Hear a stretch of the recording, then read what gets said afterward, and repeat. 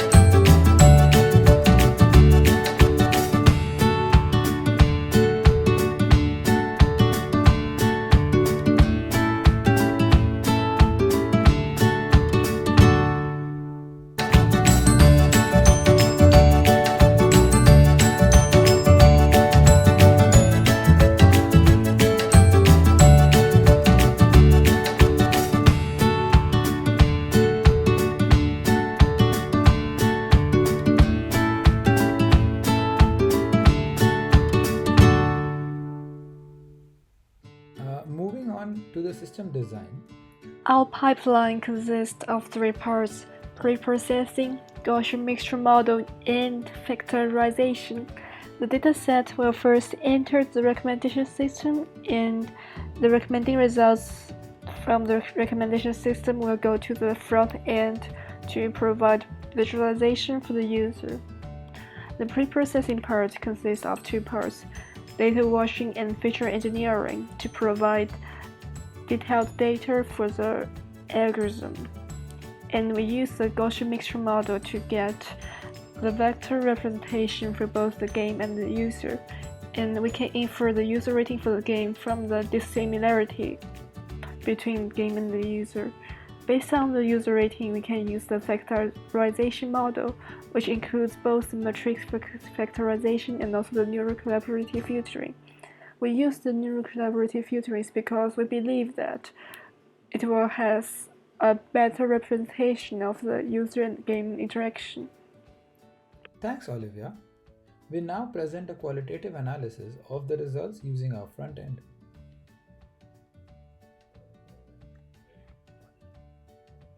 That displays the recommendations for different users for different methods as well as different feature sets.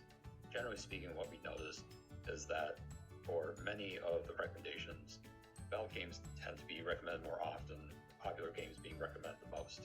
If you play Counter-Strike, chances are other versions of Counter-Strike will be recommended for you. And this tends to be fairly consistent between the feature sets. When it comes to Gaussian mixture models, the amount of variation is actually quite high, but when switching to neural collaborative filtering, the differences between the feature sets are actually not quite as apparent, with order really only changing for some of the feature sets. Generally speaking, the genres that the user plays the most tend to be the genres that are most recommended. So in this case, you see first-person shooters being played the most, and as a result, first-person shooters tend to be recommended more often. In addition to this, RPGs are found in the most played games for the user, and as a result, you see story-based games involved in the recommendation. Thanks, Nash, for a visual analysis of the results. Now, we summarize our findings in the evaluation section. We first compare the results across feature sets using matrix factorization. The key takeaways in this method are that incorporating implicit feedback adds values to the recommendation.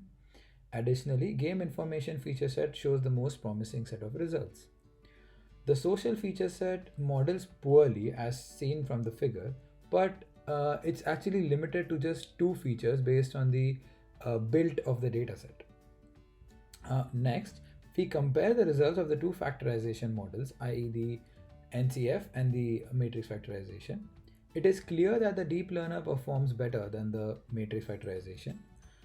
And this was to be expected as NCF can potentially learn a more generalized representation of the user item interaction function, thus presenting better results across the board.